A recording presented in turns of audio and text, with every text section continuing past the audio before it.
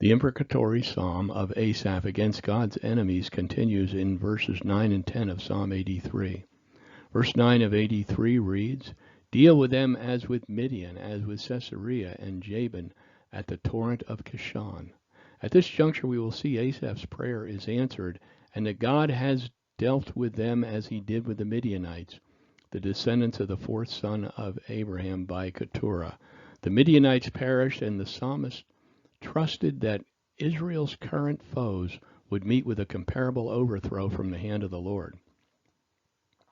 The Kishon River is a winding winter torrent in central Palestine, passing in a northerly direction through the plains of Esdraelon, called the River of Slaughter, or the Ancient River. It is mentioned in the triumphal song of Deborah in Judges 5:21. The battle that led up to the Song of Deborah is apparently referenced in this psalm, and its record is found in Judges 4:4 through 7. Deborah, a woman who was a prophetess and the wife of Lippendoth, was judging Israel at the time.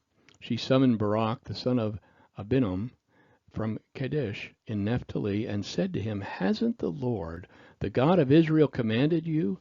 Go deploy the troops on Mount Tabor, and take with you 10,000 men from the Naphtalites and the Zebulunites. Then I, Jehovah, will lure Sisera, commander of Jabin's forces, the king of Canaan, his chariots and his army at the Wadi Kishon to fight against you, and I will hand him over to you." Sisera was conquered by the Hebrew armies under the direction of the prophetess Deborah. The host were swept away by a sudden swollen torrent, and they utterly perished, which was the second instance of divine vengeance upon confederated enemies of Israel. When God wills it, a brook can be as deadly as a sea. Kishon was as terrible to Jabin as was the Red Sea to Pharaoh. How easily can the Lord smite the enemies of his people? God of Gideon and of Barak, will you not again avenge your heritage of their bloodthirsty foes? Verse 10 of 83 reads, "Who were destroyed at Endor, who became dung for the ground?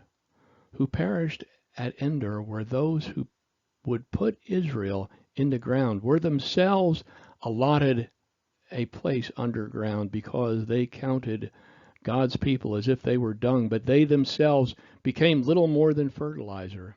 In this interrogatory prayer, this interrogatory psalm, Asaph would have the same fate befall the other enemies of Israel, and his prayer became a prophecy, for it happened to them as the psalmist requested.